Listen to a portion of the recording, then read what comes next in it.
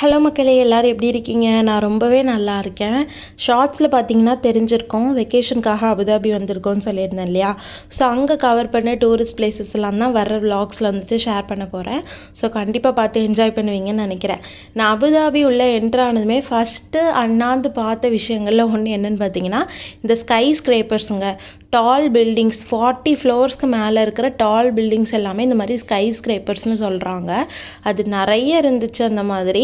அதே மாதிரி எல்லா பில்டிங்குமே ஒரே மாதிரி இல்லாமல் எல்லாமே ஒரு டிஃப்ரெண்ட்டான யூனிக்காக வந்து கட்டியிருந்தாங்க. பார்க்கவே அவ்வளோ அழகாக இருந்துச்சு. அதுக்கப்புறம் இன்றைக்கி நாங்கள் கவர் பண்ண டூரிஸ்ட் பிளேஸ் எதுன்னு பார்த்தீங்கன்னா, கசர் அல்வத்தான் பிரசிடென்ஷியல் பேலஸுங்க. கரெக்டாக ப்ரொனவுன்ஸ் பண்ணுறேனான்னு தெரியல, தெரிஞ்சவங்க வந்துட்டு கண்டிப்பாக வந்து கமெண்ட் பண்ணுங்கள். இந்த பிரசிடென்ஷியல் பேலஸ் பார்த்தீங்கன்னா மார்னிங் 11 AM - 6 PM வரைக்கும் ஓப்பனில் இருக்குது. இங்கே ட்ரெஸ் கோடு வந்து ரொம்பவே பார்க்குறாங்க. ஷார்ட்ஸு ஸ்லீவ்லெஸ்லாம் நம்ம போடக்கூடாது.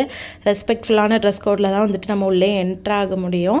இது பார்த்திங்கன்னா அவங்க வாழ்கிறதுக்காக கட்டின பேலஸை தான் இப்போ முக்கியமான யூஏஇயில் நடக்கிற பிரசிடென்ஷியல் மீட்டிங்ஸ், அதுக்கப்புறம் ஃபங்க்ஷன்ஸ்லாம் நடக்கிறதுக்காக வந்துட்டு இது பண்ணியிருக்காங்க.